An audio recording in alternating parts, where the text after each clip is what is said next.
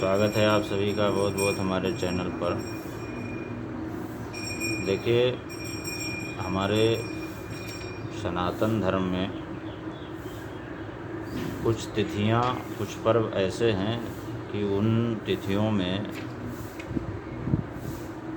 बिना किसी पंडित के, बिना किसी ज्योतिषी के परामर्श के हम शुभ कार्यों को संपादित कर सकते हैं।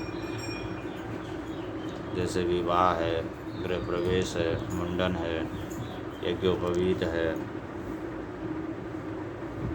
और ये तिथियां अपने आप में स्वयं सिद्ध मुहूर्त कहलाती हैं। वैसे तो इनकी कई सारी संज्ञाएं हैं। इनको युगादि तिथि भी कहा जाता है, 3.5 मुहूर्त भी कहा गया है ज्योतिष के अनुसार। तो इस दिन अगर कोई भी कार्य किया जाए तो आम दिनों की अपेक्षा उस कार्य को करने से ज़्यादा लाभ भी मिलता है और सिद्धि बनने के चांसेस भी अधिक रहते हैं, सिद्धि प्राप्त होने के चांसेस भी अधिक रहते हैं। तो आज हम बात कर रहे हैं आने वाले 22 अप्रैल को अक्षय तृतीया की। तो ज्योतिष शास्त्र में जो 3.5 मुहूर्त दिए गए हैं उनमें एक अक्षय तृतीया भी है। चैत्र शुक्ल प्रतिपदा, वैशाख शुक्ल तृतीया, विजयदशमी और कार्तिक शुक्ल नवमी, अक्षय नवमी, ये 3.5 मुहूर्तों की श्रेणी में आते हैं। तो अक्षय तृतीया का अपने आप में बहुत बड़ा ज़्यादा महत्व है, क्योंकि एक तो वैशाख के महीने में पड़ती है। इसी दिन इसका इसलिए भी महत्व ज़्यादा है कि इसी दिन परशुराम का, भगवान विष्णु के अवतार स्वरूप परशुराम का जन्म हुआ था और इसी दिन से त्रेता युग का प्रारंभ भी माना जाता है। तो इसलिए इसका महत्व और भी खास हो जाता है। इस बार अक्षय तृतीया का पर्व 22 अप्रैल को है। तो सर्वप्रथम वीडियो के माध्यम से हम आपको बताना चाहेंगे कि 22 और 23 को लेकर के थोड़ा सा भ्रम की स्थिति बन रही है, क्योंकि 23 तारीख को भी तृतीया तिथि प्रातःकाल कुछ समय तक है। तो इसलिए, लेकिन शास्त्र का जो नियम है वो ये है कि जिस दिन पूर्वाह्न व्यापिनी तृतीया हो और उसी दिन इस पर्व को मनाना शास्त्र सम्मत होता है। 23 अप्रैल को त्रिमुहूर्त व्यापिनी तृतीया न होने से, 3 मुहूर्त से कम होने से 23 अप्रैल को इसका महत्व नहीं रहेगा। अब हम बात करते हैं कि अक्षय तृतीया पर क्या करना चाहिए, क्या करने से किस फल की प्राप्ति होती है और कौन कौन से कार्य इस दिन किए जा सकते हैं, कौन से कार्य नहीं करने चाहिए। ये सारी चीज़ें हम आपको बताएंगे। इस बार अक्षय तृतीया पर करीब 7 ऐसे शुभ संयोग बन रहे हैं, 6 शुभ संयोग, 7 शुभ संयोग बन रहे हैं। इसमें बड़े सुंदर सुंदर योग हैं। त्रिपुष्कर योग बन रहा है। दूसरा नंबर आयुष्मान योग बन रहा है। तीसरा सौभाग्य योग बनता है। चौथा रवि योग और 5वां सर्वार सिद्ध योग और छठा जो है वो बन रहा है अमृत सिद्ध योग। तो ये जितने भी योग हैं, 6 योग जो बन रहे हैं इस बार अक्षय तृतीया पर, नामानुरूप इनका उसी तरह का फल है। तो इस बार इन योगों के निर्माण होने से अक्षय तृतीया बहुत खास रहेगी। और करीब 30 वर्षों बाद शनि महाराज का जो गोचर है, अपनी राशि में भ्रमण करेंगे शनि देव। ये अपने आप में एक बड़ा शुभ संयोग है और शनिवार के दिन अक्षय तृतीया पड़ रही है। तो इस बार शनि देव की विशेष कृपा होने वाली है। अगर कोई भी व्यक्ति शनि ग्रह से पीड़ित है या उसकी दशांतर दशा से प्रभावित है तो उसको इस दिन शनि से संबंधित उपाय करने से बहुत अच्छा लाभ मिलेगा। जितनी भी पीड़ा शनि से संबंधित है उसका निदान हो जाएगा। एक तो शनिवार को पड़ रही, दूसरी बात यह है कि 30 वर्षों बाद शनिदेव अपनी राशि कुंभ में गोचर कर रहे हो। तो इसलिए ये अक्षय तृतीया शनि ग्रह से प्रभावित लोगों के लिए बहुत ही खास है। इसके अलावा जैसे सभी लोग जानते हैं कि इस दिन अस्थाई संपत्ति का क्रय करना, अस्थाई संपत्ति खरीदना, सोना चांदी, भूमि भवन वाहन इत्यादि खरीदना अच्छा माना जाता है।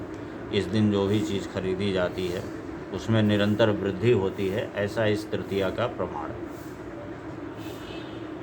इसके अलावा इसका नाम है अक्षय तृतीया। तो इस दिन जो भी धर्म कर्म किया जाता है, सत्कर्म जो किया जाता है, उसका पुण्य कभी क्षय नहीं होता, इसीलिए इसका नाम अक्षय है। करना क्या चाहिए? इस दिन पितरों के निमित्त पिंडदान, श्राद्ध, तर्पण, ब्राह्मण भोजन, ये सब चीज़ें करनी चाहिए। इसके अलावा गर्मी से संबंधित वस्तुएं जैसे पंखा है, सत्तू है, मौसमी फल हैं, स्वर्ण है, इस दिन दान करना चाहिए। ये सब चीज़ें दान करने से बहुत ही उत्तम फल की प्राप्ति होती है और जो भी कार्य हैं लोगों के सिद्ध हो जाते हैं। सोना खरीदना इस दिन सबसे ज़्यादा अच्छा माना गया है। इस दिन सोना खरीदने का बहुत अच्छा प्रभाव होता है। इस बार खरीदने का जो मुहूर्त है 22 अप्रैल 2023 शनिवार के दिन प्रातः 8:05 से लेकर के और पूरे दिन रहेगा। पूरे दिन खरीदारी का शुभ मुहूर्त रहेगा। इस दौरान खरीदारी करें और जो भी योग संयोग बन रहे हैं उनका लाभ मिलेगा। खास करके अगर इसके अलावा एक बहुत ही अद्भुत चीज़ है, बहुत ही अच्छी चीज़ है कि अगर किसी व्यक्ति को आर्थिक परेशानी है, कार्य व्यवसाय नहीं चल रहा है, तो उसके लिए ये दिन बहुत ही खास होता है। इस दिन उसको भगवान विष्णु, लक्ष्मी के सहित भगवान विष्णु के श्री विग्रह का पूजन करना चाहिए। पूजन करके युग्म ब्राह्मण को, सपत्नीक ब्राह्मण को भोजन कराए, उनको दान करे, वस्त्र अलंकार से उनको सुसज्जित करे और श्री सूक्त, कनकधारा स्तोत्र, लक्ष्मी सूक्त, पुरुष सूक्त आदि का पाठ करे और भगवान विष्णु की विशेष रूप से पूजा करे। पीले चौकी पर पीला वस्त्र बिछा करके उनका आवाहन करे और फिर जो भी उपलब्ध सामग्री हो उसके अनुसार उनका पूजन करे, उनका अभिषेक करे और इसके बाद में लक्ष्मी जी के मंत्र, भगवान विष्णु के मंत्रों का जाप करें अथवा श्री सूक्त, कनकधारा स्तोत्र, लक्ष्मी सूक्त, पुरुष सूक्त आदि का पाठ करें। तो ऐसा करने से आर्थिक समस्या दूर होती है और साथ में अगर किसी का कार्य व्यवसाय बाधित हो रहा है, किसी के ऊपर ऋण है, कर्ज की स्थिति बन रही है, तो उससे भी मुक्त हो जाता है, क्योंकि इस दिन किया हुआ कार्य कभी क्षय नहीं होता। इसके अलावा कोई भी शुभ कार्य करने के लिए इस दिन, परंतु इस बार अक्षय तृतीया पर विवाह आदि कार्य नहीं संपादित हो। उसका कारण ये है कि बृहस्पति ग्रह अस्त है, जिसकी वजह से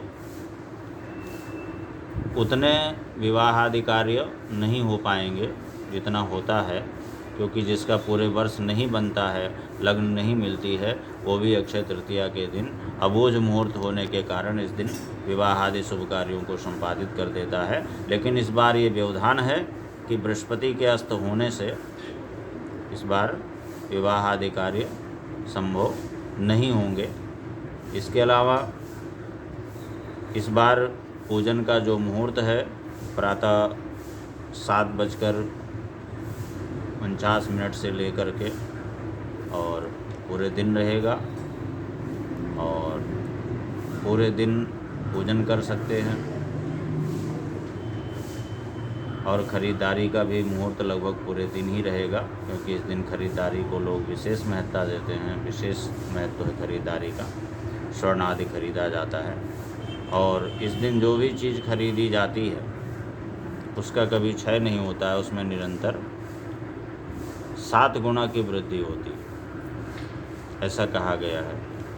तो ये था अक्षय तृतीया के संबंध में। अगर इस विषय में कोई भी और विस्तृत जानकारी करनी है तो हमारा नंबर दिया हुआ होता है, उस पर आप संपर्क करके और विस्तार से जानकारी प्राप्त कर सकते हैं। बहुत बहुत धन्यवाद।